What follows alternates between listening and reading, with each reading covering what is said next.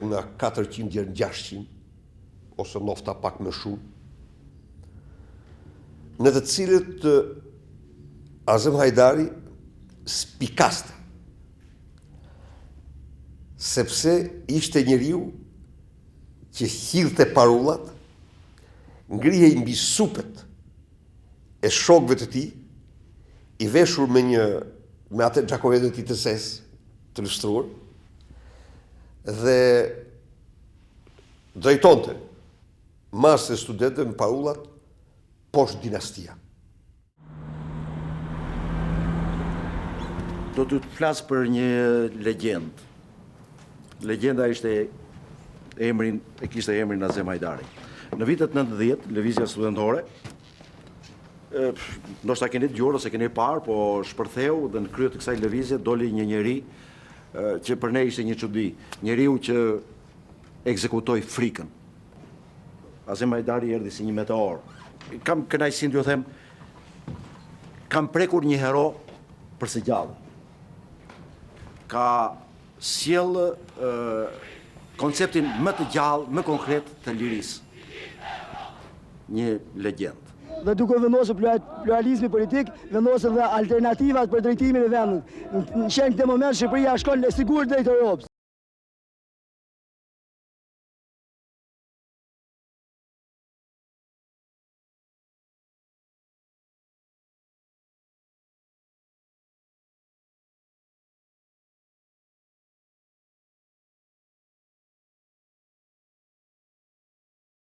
Grupi studentëve u afrua për të bërë protestën, për të azhëruar protestën rreth orës 9 të darkës. Azem Hajdari, ishte student në atë periudhë në Fakultetin e Shkencave Politike Juridike, erdhi doli përpara turmës, një pjesë e madhe të cilët e njihnin, dhe tha që unë jam baba i 2 fëmijëve, dënës garancinë e 2 fëmijëve të mi, dhe do ju drejtoj juve pa hile dhe me drejtësi. Nga që njoh ligjet, e kam dhënë më të lehtë për t'ju drejtuar juve me besnikëri dhe kërkoj bashkëpunimin dhe mbështetjen e studentëve. Realisht, duke qenë prindi vetëm në gjithë grupin e studentëve, duke qenë jurist me arsim dhe duke qenë edhe mosha e tillë, të gjithë i besuan dhe që në atë moment Azem Hajdari u bë lideri real i studentëve.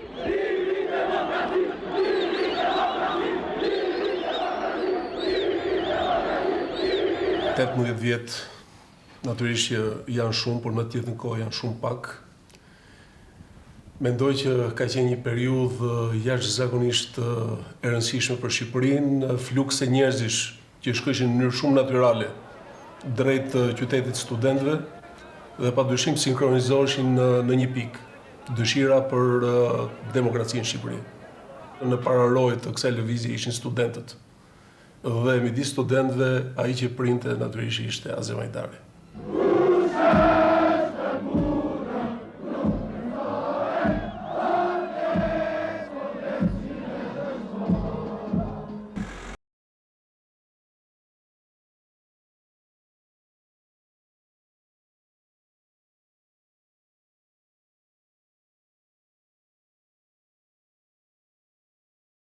Në 1990, ditën kur filluan protestat e studentëve kundër regjimit komunist. Kjo është godina numër 15 e qytetit studenti, një godinë historike. Pikërisht në këtë sheshin këtu, para kësaj godine, në 8 dhjetor të 1990-s, u mblodh grumbull i parë i madh i studentëve, të cilët filluan protestat kundër regjimit komunist. Në këtë godinë, 2 ditë më vonë, më 11 dhjetor 1990, është mbledhur grupi prej 55 studentësh dhe pedagogësh, të cilët shkuan në takimin me Ramiz Ali. Më ka mbetur në kujtesë momenti tepër i vështirë kur Azemi, pasi u mendua pak, pranoi të ishte lideri i studentëve dhjetor. Azem Hajdari u zgjodh për arsye sepse ishte më kurajozi nga të gjithë. Dhe duke qenë se ishte momenti kur ajo ishte vendimtare për të shkuar përpara dhe derisa i u afirmua në këtë proces, mendoj që ka qenë një zgjidhje tepër e natyrshme. Azemi më bënte përshtypje edhe kur shkonim te universiteti të Sheshet. E çuditshme, për herë të parë mendoja që nga doli një djalë i ri, nuk kishte të bënte me Tiranën, me intelektualët që unë kisha dëgjuar, që mund të ishin edhe intelektual, por edhe fëmijë të ish bllokmenëve, nuk ishte nga këta. Vinte nga larg, një student nga Tropoja, një djalë i ri, Në atë kohë unë kam kujtuar vajtë, e tmerrshme si shqiponj, sepse mbaj mend që vetëm lëvizte në qytet studentit nga një grup tek grupi tjetër. Ajo që dallonte Azemin në raport me shumë nga politikanët e asaj periudhe që u bashkuan me Lëvizjen Studentore Demokratike ishte se ai nuk ishte qenë as antar dhe as funksionar i regjimit të kaluar në asnjë lloj niveli të tij. Si i tillë ishte një njerëz që përfaqësonte energjinë e moshës, por energjinë e protestës ndaj atij regjimi. Duhet ishte rreth orës 11 i 9 dhjetorit 1990, ishte momenti që kishte filluar demonstrata e studentëve. Unë u gjenda përballë demonstratës kur vija nga shtëpia, ndërkohë që grupi i demonstruesve zbriste nga qyteti studenti dhe në rreshtin e parë pash 4 veta. Njëri prej tyre ishte një shoku im i klasës, i dyti ishte një student korçar që e njihja nga ekonomiku, të treti nuk e njihja, ishte më trup madhi. Ka qenë momenti i parë më shokant. Ishin shtrënguar fort për dore me njëri tjetrin, sepse kishin frikë se dikush mund të trembej dhe të shkëputej. Prandaj mbanin njëri tjetrin për dore për t'i dhënë zemër dhe për të ecur përpara. Dhe dëgjova vetëm një zë që thoshte, iku koha kur rini shqiptare drejtonte një çoban, tani jemi ne. U tmerrova sepse më duk shumë e guximshme. Më duk shumë e guximshme që dikush me altoparlant në dorë të mbante një fjalim tillë dhe momentin që u ngrita, u ngjita anash për të parë se kush ishte, pashi mikrofoni kishte dorë i njëjti djalë që ishte në rreshtin e parë. Vetëm të nesmen, pra 24 orë më pas, kur në qytetin studenti vazhdoi protesta, e mora vesh që ky ishte një student tropojan dhe quhej Azem Hajdari.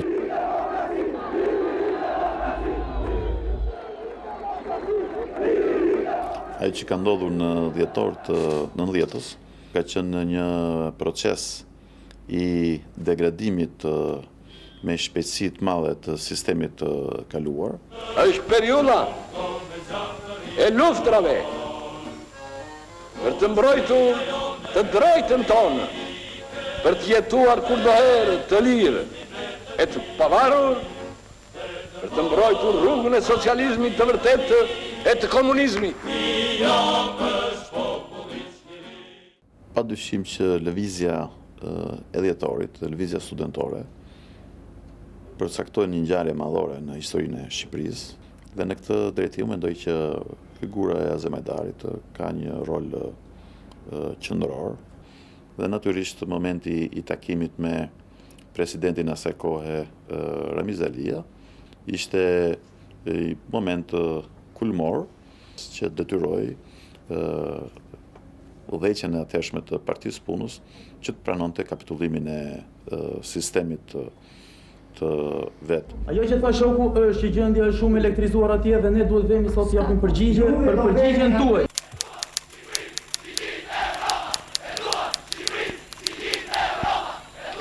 Është një aspiratë e marrë populli shqiptar që të shkojë drejt Europës. Unë do thosha që populli shqiptar du të kthehet në Europë, atje ku ishte vendi jonë historikisht. Periudha më vonshme bani një shkputje dhe socializmi që ndërtuar në Shqipëri ishte normategrit. E pa imagjinueshme që domethënë një grup njerëzish të dilnin dhe të kundërviheshin haptazi një regjimi gjakatar i cili na kishte tmerruar për 10 vjet.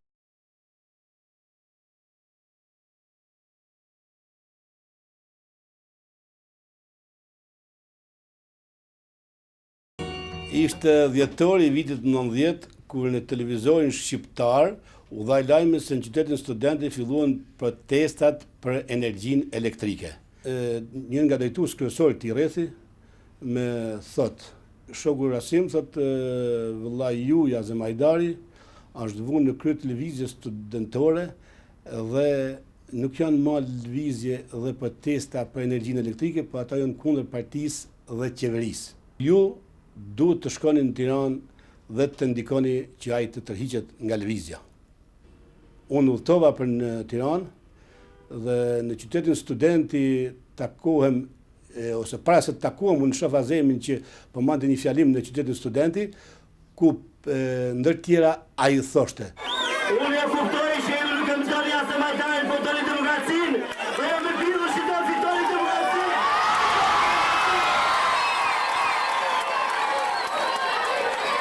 Në atë situatë, në atë gjendje, kushdo që t'ishte, jo unë që isha vllai i tij, do të bësh me të, pasi mijëra student ishin me të me një zë, për të ndrruar sistemin. E ndjej Azemin sikur e kam më pranë kur unë kujtoj kujtimet me Azemin, jetën me Azemin.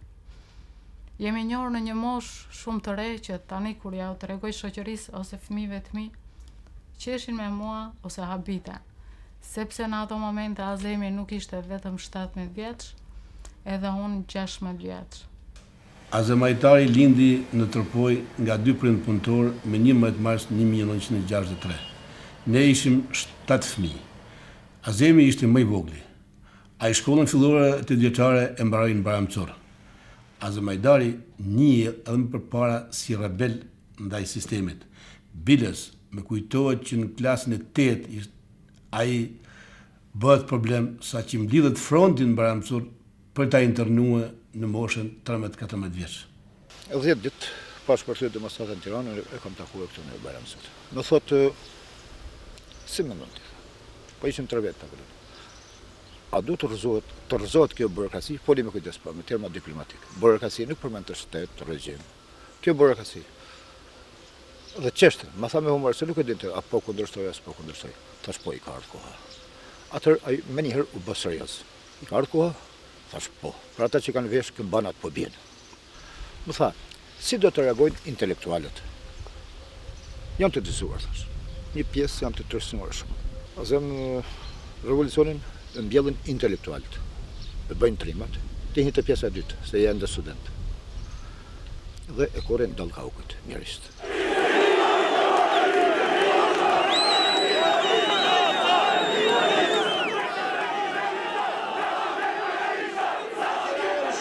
Miq të nderuar,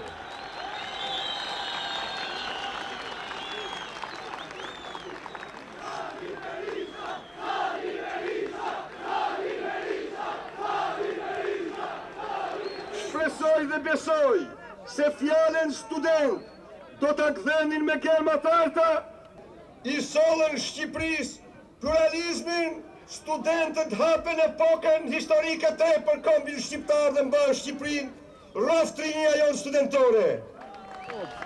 Jena shumë të kënaqur për kësaj gjë që arritme. Uroj partisë tonë që krijuam sot një ecje sa më të mirë të mëtejshme. Unë jam 20 vjeç. Kjo për mua është dita më e lumtur e jetës time. Azemi ka patur një rol posaçëm në fillimet e krijimit, organizimit, përpjekjes për të thënë një konsolidim partë partisë.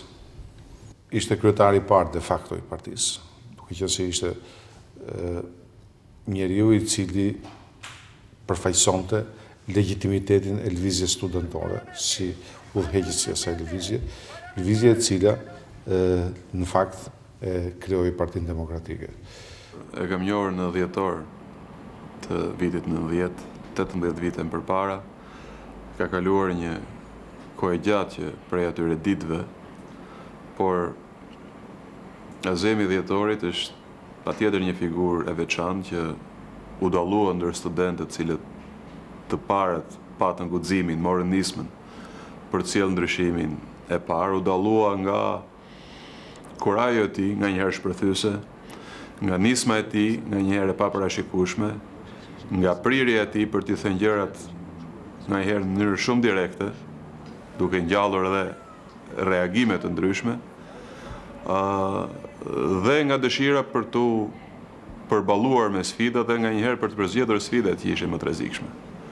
Kështu në Tropoj, kështu në Elbasan, kështu në Lezhë, në ditët e ftohta dhe të vështira të dhjetorit 90, të janarit vitit 91, kur nuk dije vërtet nëse regjimi do zmbrapsej hapasapi, apo do të tentonte të përdorte krahun e fortë. Dhe këtu Azemi ka luajtur vërtet një rol të rëndësishëm që të inkurajonte të gjithë, të mbante gjallë frymën e besimit dhe sensin që patjetër ishim në një rrugë me krye dhe një rrugë ku do dilnin fitimtarë.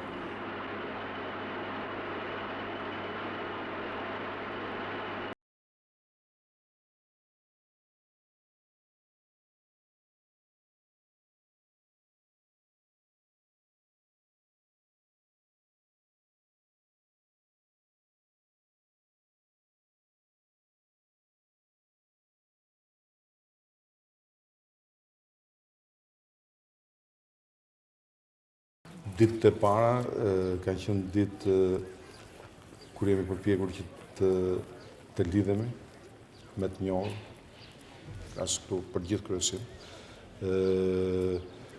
Shpërndanim materialin bazë që ishte programi fillestar i partisë, pastaj më vonë dhe statutit, edhe filluam të autorizojmë njerëz, siç keni parë ato autorizimet ashtu me daktilografi, bile me shaptilograf, të autorizonim njerëz për filluar krijimin e grupeve të para të iniciatorëve të partisë në rrethe. Kam fatin e madh që kam takuar Azem Hajdari dhe nga i burr sot e kësaj dite e mbaj në xhep dokumentin që më ka lëshuar për të themeluar Partinë Demokratike në Tepelen. Mbaj mend në një nga këto takime, ka qenë mitingu dhe antimitingu i Tropojës, kur Partia e Punës vendosi që një taktik totalisht destruktive për të mos lejuar shtrirjen e Partisë Demokratike, faktikisht pluralizmit shqiptar, të përdorin metodat e terrorit masiv.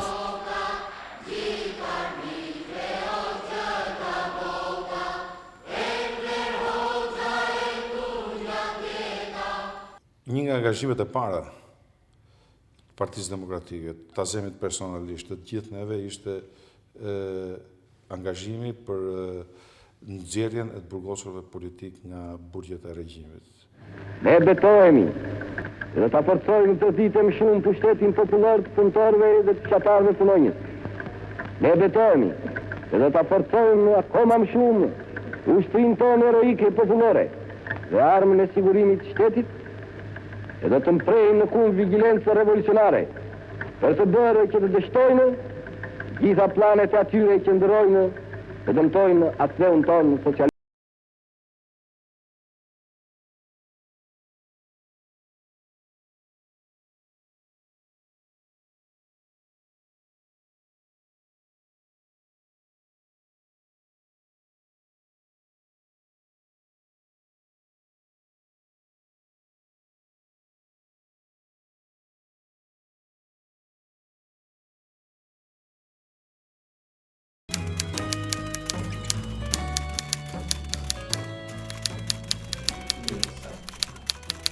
Pas lëvizjes studentore dhjetore 90, ndodhen ndryshime të jashtëzakonshme në Shqipëri.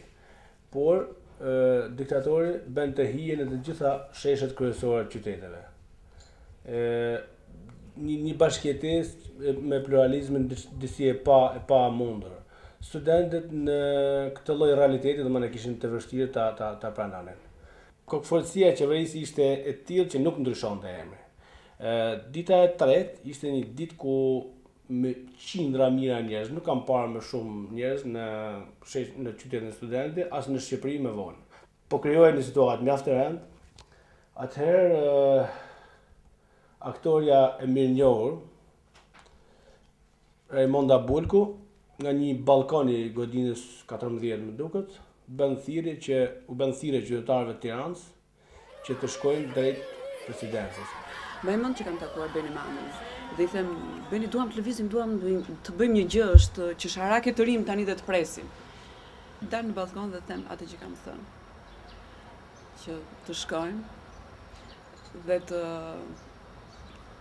tërheqim vëmendjen, domethënë kam thënë vetëm gratë, megjithëse më kanë thënë fjalinë e parë kam thënë burrat dhe gratë.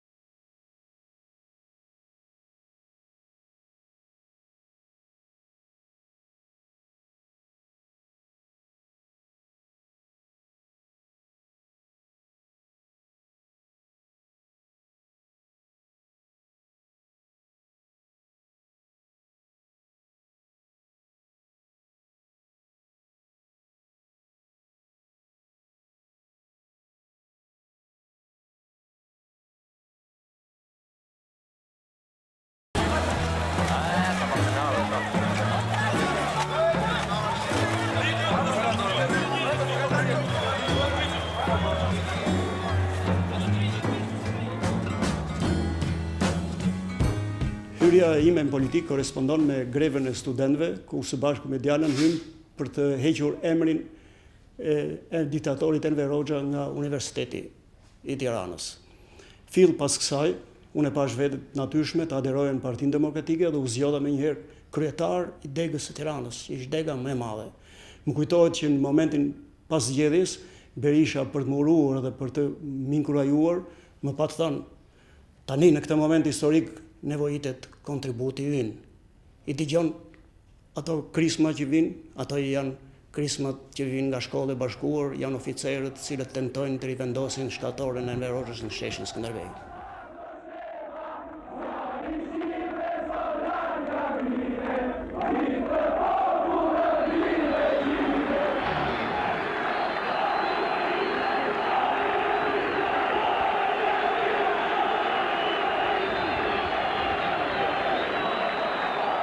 Zonje e zotri, vendre motra, qytetar Tiranë, të nderuar miq. Partia Demokratike sot hap fushatën e saj elektorale, fushatën e fitores përfundimtare mbi komunizmin, fushatën e vendosjes demokracisë.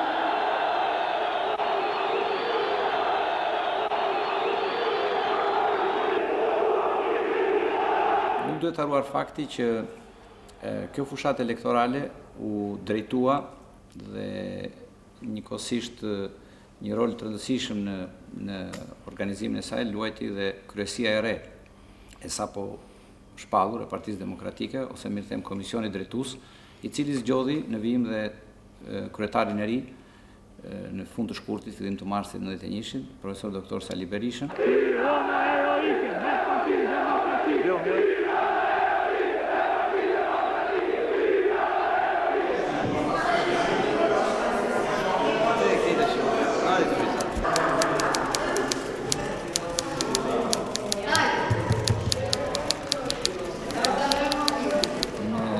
Zgjedhjet e 31 marsit, Partia Demokratike prezantoi kandidat në të gjitha zonat elektorale dhe karakteristik që tashmë dihet nga gjithë shqiptarët është fakti që në këto zgjedhje u fituan të gjitha zonat e qytetit dhe humb në fshat, por më signifikative është fitoria në qytet e një kandidatit Partisë Demokratike, deputeti asaj kohe, Frano Kroqi, i cili fitoi në zonën ku kandidonte Ramiz Alia dhe që ishte pikërisht zona ku është themeluar Partia Komuniste Shqiptare.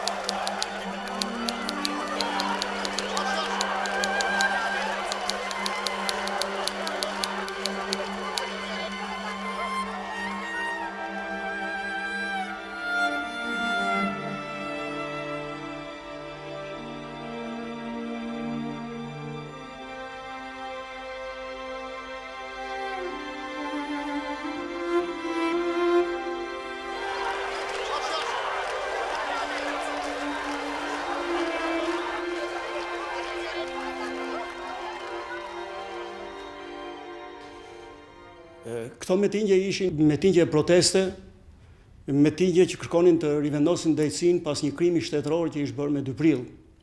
Dhe roli i Azemit ishte vendimtar në këto, sepse ai kishte një elokuencë të çuditshme, kishte një aftësi të jashtëzakonshme për të komunikuar nëpërmjet dinjve me njerëzit, kishte një aftësi bindëse me fjalët dhe me me argumentat që jepte, të cilat më vonë sfikatën në mënyrë të shkëlqyer kur ai u zgjat deputet në 31 mars 91 dhe vazhdoi përderisa dha jetën më vonë. Të nderuar deputet, me qenë se shumica është e pranishme, seancën e deklaroj të hapur. Gjatë ditës sotme, Kryesia e Kuvendit Popullor zhvilloi konsultime me kryesitë e grupeve parlamentare dhe ndërkohë u zhvilluan mbledhje të grupeve parlamentare për të vendosur përfundimisht rendin e ditës. Kalimi gradual dhe i plot në ekonominë e tregut, ku të bashkëjetojnë e konkurrojnë të gjitha format e pronës, duke u harmonizuar me rolin rregullues e kontrollues të shtetit.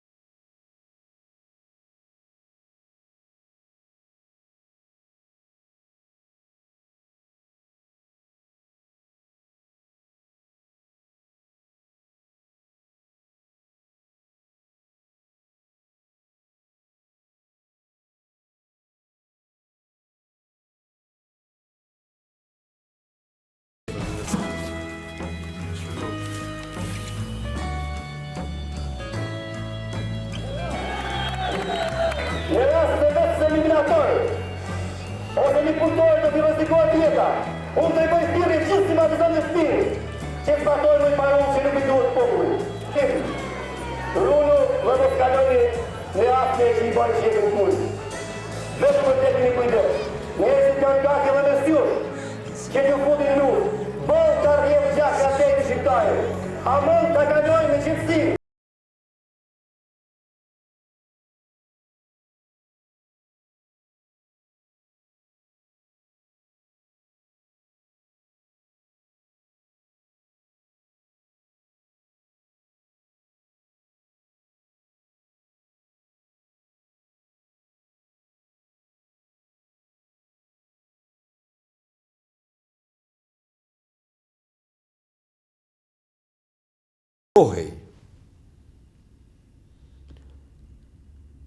Do të thosha në një lëmsh të zjarrt, në një uragan për të vrarë frikën në të gjithë Shqipërinë. Sindikata do drejtësi, sindikata do drejtësi, sindikata do drejtësi, sindikata do drejtësi. Askush s'duhet kujtoj se vendi është pa qeveri. Të gjithë duhet të respektojnë rendin dhe ligjet. Organet e pushtetit duhet të kryejnë detyrat e tyre me përgjegjësinë që imponon momenti kritik që po kalojmë. Asnjë funksionar i shtetit të mos i shmanget detyrës dhe të mos lejojë krijimin e çrregullimeve, sidomos në furnizimin e popullit dhe krijimin e një gjendje pasigurie e alarmi që vetëm deme mund të sjellë. Përndryshe, valet e anarkisë do të shpërthejnë e pasojat do të jenë tragjike.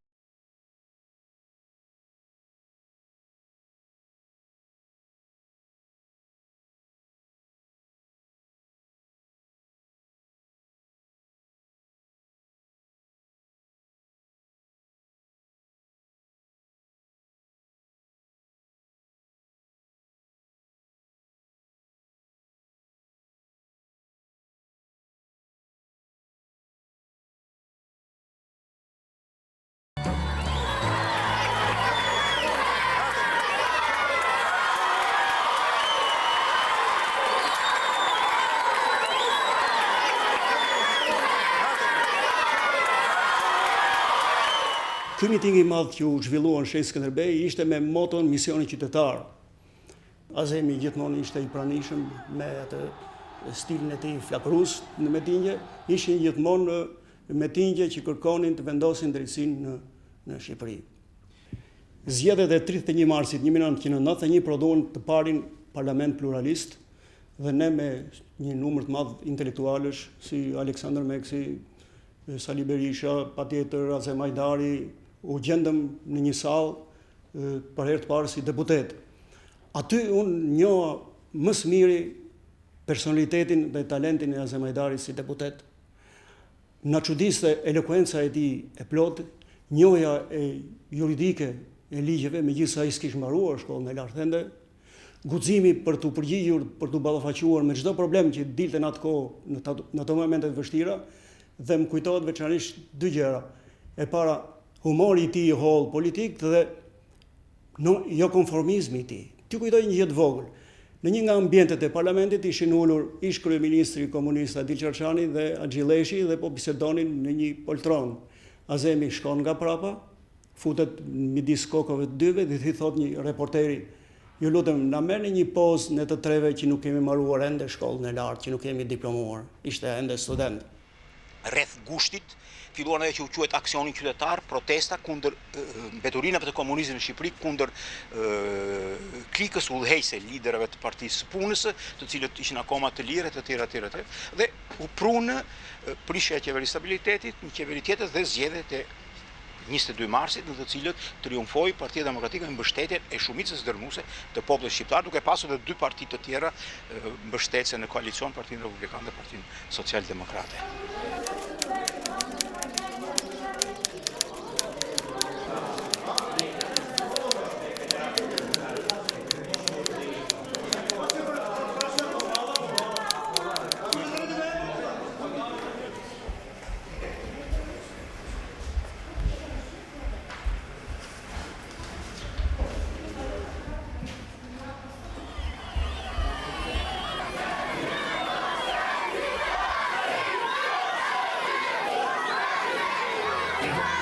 Vëzër, ju me inteligencën e re, matë fidanishtet madhe, me materin e përjime, me studentët që do jenë nesër, ju punojësit do marrin shpill reformat, nuk do pyesni më Partinë Demokratike, e rëzut apo së rëzut komunizmin, po të na pyetni, qa bëtë për ne, ku është minje avaliasit, ku janë rogat tona, ku janë spital, e na pyetni.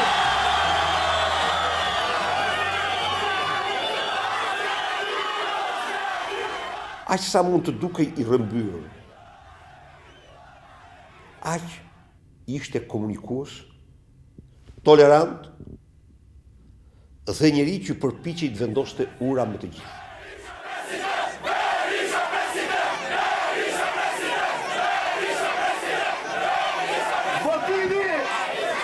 Votimi ishte në referendum marrë popullor, kështu që Shqipëria do jetë pa Rizalin, Berisha pa tjetër president.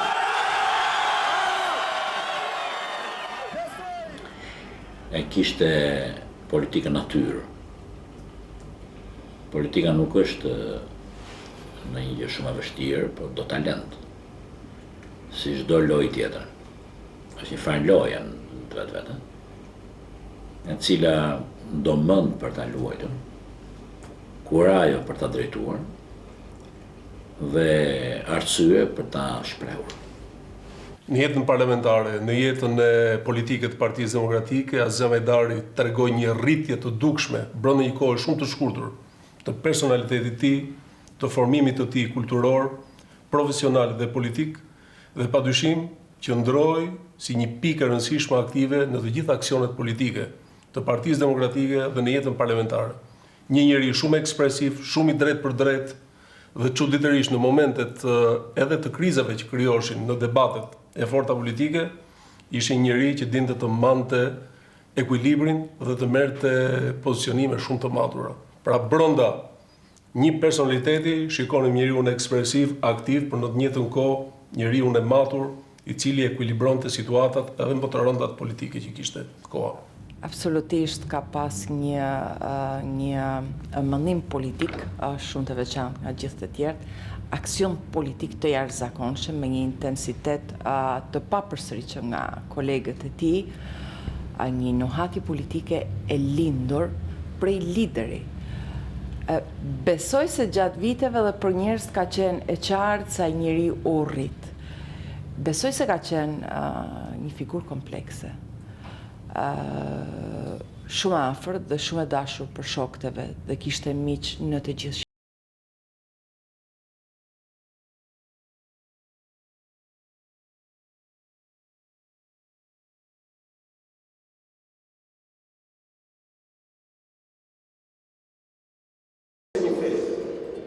Është festë e shpresës.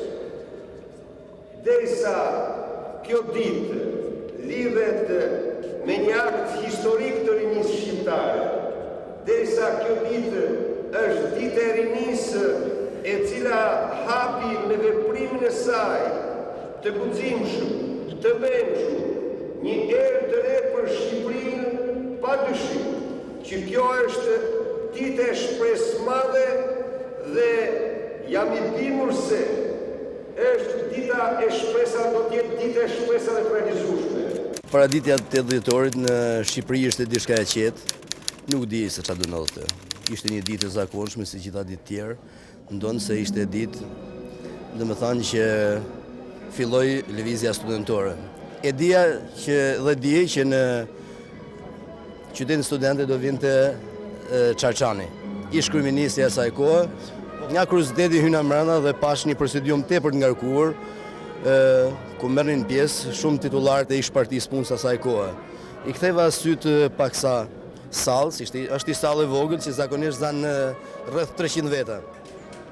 Aty unë pash se kishte shumë punojës të ish sigurimit shtetit në atë kohë dhe vetëm në pyetje i drejtova zotit Çarçani. Keni ardhur të bëni mbledhjen e sigurimit shtetit apo një takim për studentët për ato kërkesa që ju kanë bërë? Me këtë rast, unë u largova nga salla, me i vendim, luftë dhe sfidë ndaj shtetit diktaturës. Mas 6 orësh më dha mundësia që t'jem në krye të lëvizjes studentore.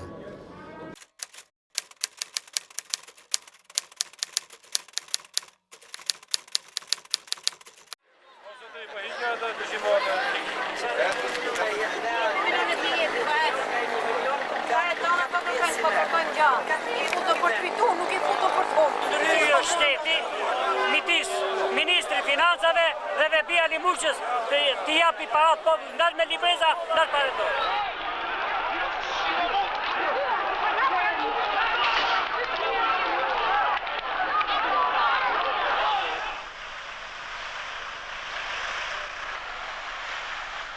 Duhet deklarohen tërësisht të palishme në gjithë territorin, të gjitha ato komisione ushtarake që pretendojnë që funksionojnë. Dhe do të njihet si vetmi institucion vetëm pushteti lokal dhe prefektura.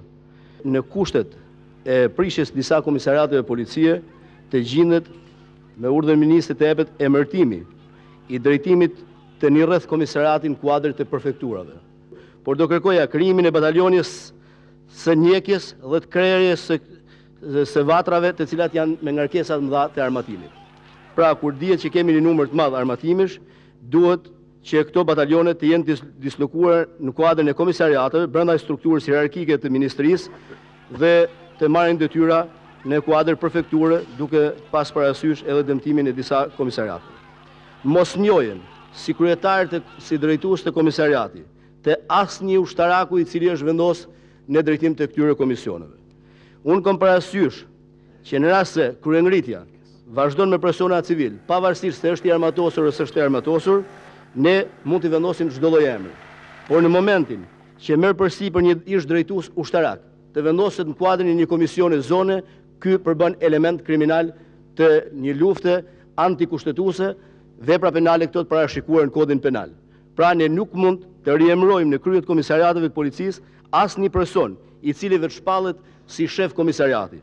Përkundazi, ata du ta dinë mirë se mos sot, nesër shteti ligjor në Republikën e Shqipërisë do ta marrë veten dhe goditja ndaj tyre do të jetë tepër ashpër, qofshin Gjirokastër apo qofshin Tropoj. Dikush thotë se ne nuk mund të pranojmë asistencë teknike nga bota për të ndihmuar policinë, ushtrinë dhe shërbimin informativ në riorganizim. Unë do t'i thoja këtij dikushi të dalë nga burgu ose në burg se thania se ne nuk kemi nevojë për helmet kaltër ose për forcat specializuara, asistencë që të ndihmojnë ushtrinë shqiptare dhe pjesë natyrore shtetit, është e barabartë me pohimin se dikush i drejton ata njerëz që i kundërvuan sot shtetit. Ju faleminderit. Pas 97-të, ai besoi se i jep të shqiptarëve kuraju. Fjalimi i tij është në fjalimet më të rralla, në këto 17 vjet. Në qoftë se mund të seleksionosh 3-4 raste të veçanta, padyshim që ndërhyrjet e Azemit në mënyrë të veçantë në 97 dhe pastaj kur i kanë heq imunitetin janë perla të oratorisë politike. E donin në të gjitha vendet. Dinte t'i bënte që njerëzit të besonin sa ishte numri 2 në parti.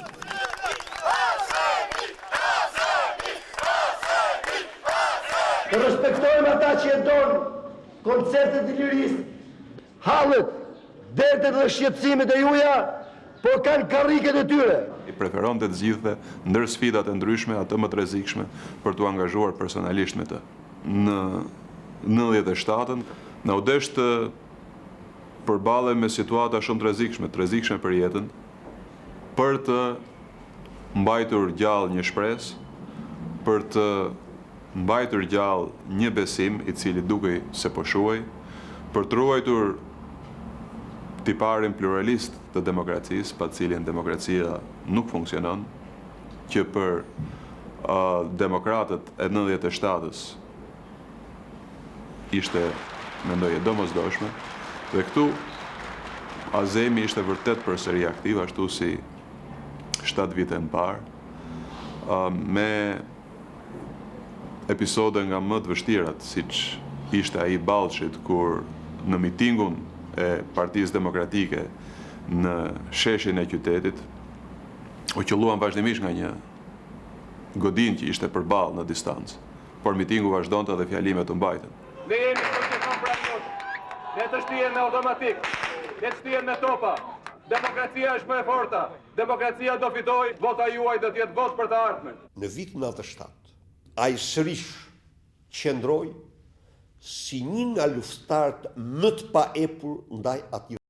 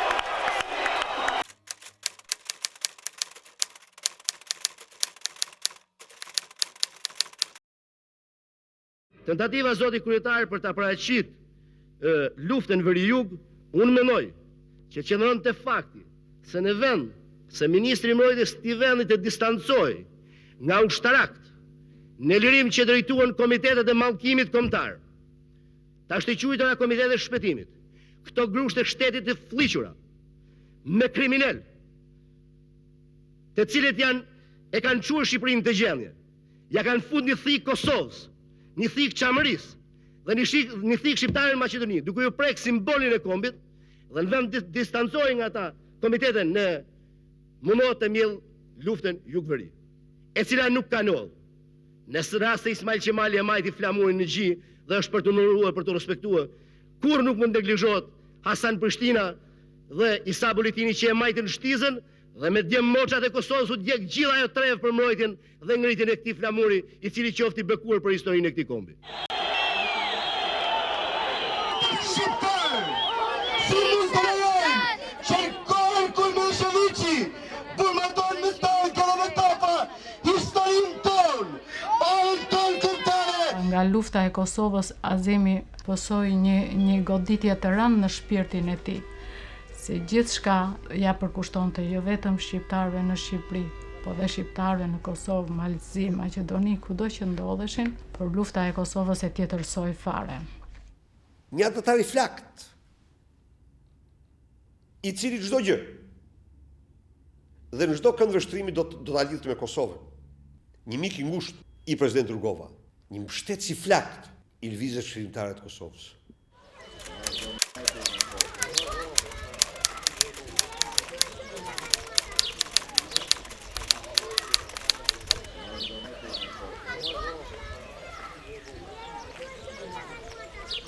Bashkë me deputetën Hajdari, i shkuam në Tropoj, me qëllimat shkuam ke bashkia e Tropojës. Aty ishim bashkëvëllezërit tërë në Kosova që shkuam për të ndihmuar me qëllimat që kishin grumulluar ke Radio Kontakt. Kishin thënë që se zot hynte në Tropoj deputeti Hajdari. Por ne shkuam nga ora 7 e darkës, po ishin lëvizje të mëshme, domethënë makina pa targa, policia nuk u dokte fare nëpër qytet. Deputeti Hajdari fut në zyre të bashkisë. Për aty mua shumë telefonata se do të vrasin, do të bajnë. Deri në orën 10:30 sa marrëm me shpërndarjen e ndihmave. Kanë ndajt në zyret e bashkisë. Në 10:30 mbrapa ne nis për dalë të shtëpia. Filluan bëshëri armësh nga gjithë anët, trelëz, automatik. Nuk e dishim botë këtë vitin plumat.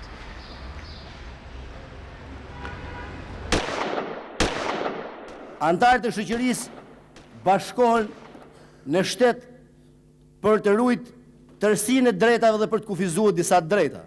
Dhe ndërsa ju japim ne të drejta atyre që thënë të drejtat e shtetasve, që përsëri t'ju krijohet ideja se ata mundet të dhunojnë institucionet.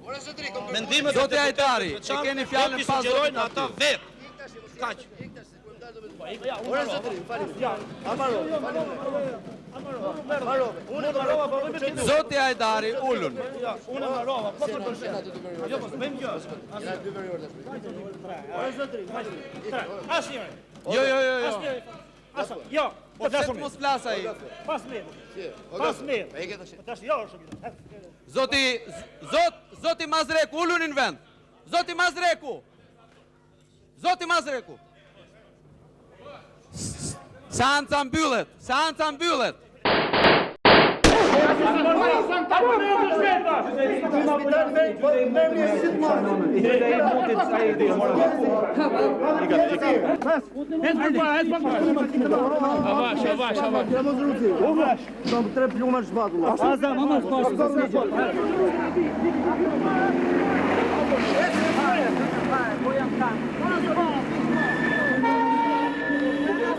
Ai është me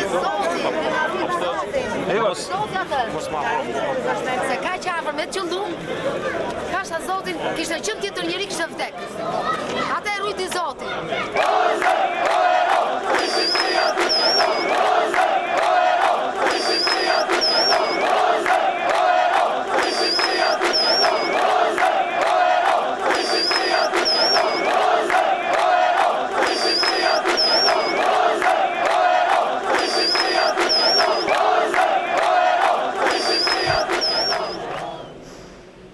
Hajdari ishte i plagosur me 5 pluma nga njerëz që përdoren Mazrekun në spitalin ushtarak.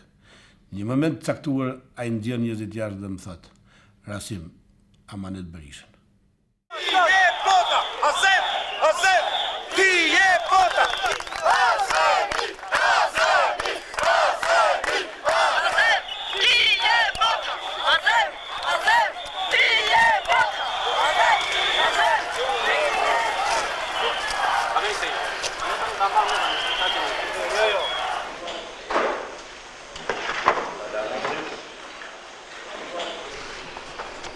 Ty me kuptua që plumat tu së mbajnë gjallë. E shfrytëzoj këtë rast për të drejtuar popullit tim. Popullit shqiptar nga parlamenti i bandave, pas një atentati politik i përdisur në zyrat e kushtetarëve me qëllim marrjen e jetës time, goditjen e opozicës dhe të kryetarit të saj. Vëllezër, parlamenti ishte i tensionuar her pas here dhe qëllimi i tensionimit parlamentit e ka shkakun tek. Ky stër që ndodhi në parlament, i quajtur në Mikdor, i ardhur vjelltas gjithmonë në këtë parlament. As asnjëherë me votën e popullit, por me votën e listave të partisë si delegat. Te ky zoti Gjinushi, i cili mori pjesë në krim, ndoshta ajo si autor, për të realizuar shihen e nanës dhe për ta kinesh atë pas vendosjes së tij në postin e lartë të kryetarit të Vendit Popullor. Megjithëse në të parlament nuk ja vlen shumë të merresh me të, po kur ndodhi konflikti me Masdregun dhe ku ishte zoti Abiu këtu në tavolinë ishte ulur Fatostan, i cili e dinte mirë se ishte përgatitur ky krim. Dhe na Dokle tha, asën të ka marrë kohë. Dokle, kef kohë dhe shit në sy. Koha ju i ka marrë. Je shumë i zberë. Ma i zberë se më në të plumën. Koha ju i ka marrë. Sepse i kërkuat popullit se edhe në parlament diri shtin. Pas i vratë dhe në karrike tuja futet me mira njerëz. Për të pas shije tuja dogjet bashki, komuna, prefektura, bazat ushtarake të Pashalimanit, që kanë prish flamurin shqiptarin i marrë dhe kanë ngrit flamurin grek. Njerëz që i kanë krahë nëpër Tishina jashtë shtetit. Njerëz që i gjinë Tishina.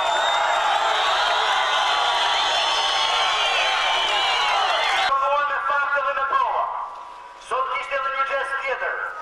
Unë vërtet në emër të PD-s mund t'i fali për hir të asaj lidhje që kemi me Asin dhe për hir të mosfutjes nga pres Qakun Hasin. Por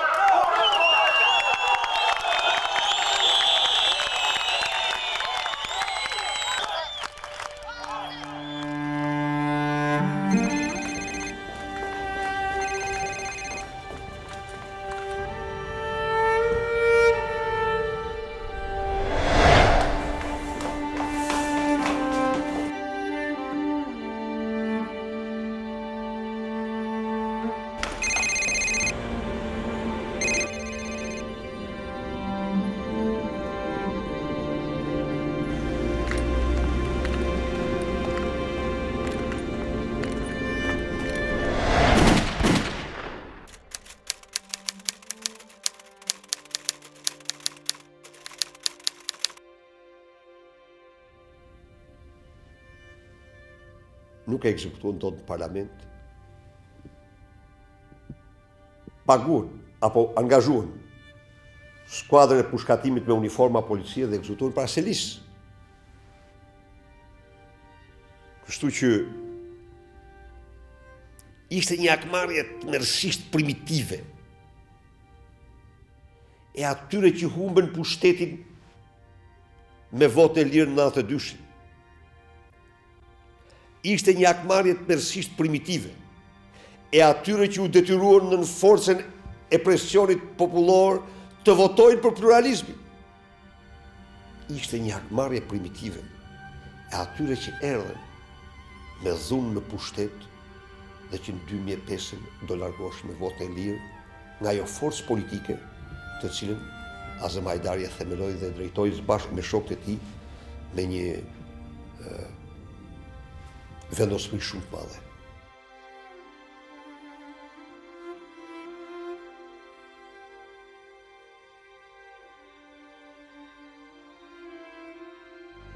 Le të shërbej kjo ngjarje e dhimbshme për të na bashkuar ne shqiptarëve në paqe e mirëkuptim për të ndërtuar një demokraci të civilizuar shqiptare.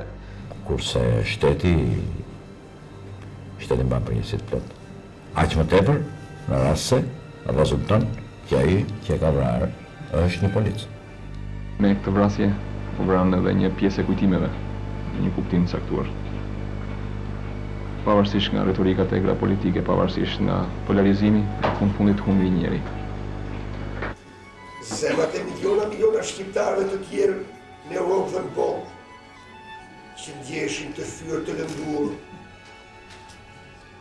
nga diktatura e egër, satanike dhe çlirëzore, në të cilën ndodhej vendi tyre, zemrat e tyre kufuan me gëzim dhe krenari, kur ky student u përlesh me diktaturën, me të egër dhe triumfoi.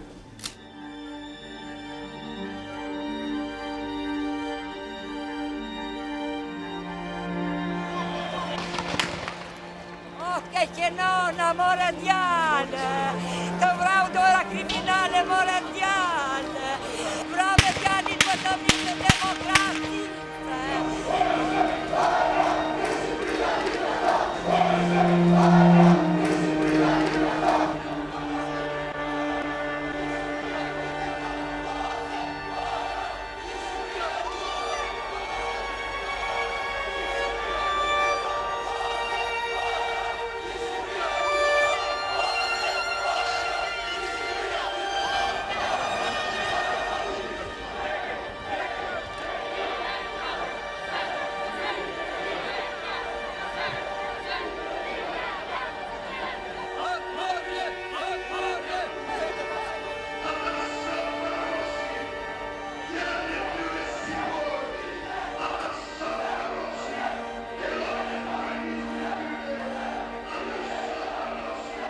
Një personalitet i lindur, politik, i cili bëri epokë vërtet brenda një periudhe shumë të shkurtër dhe do të kujtohet padyshim shumë gjatë.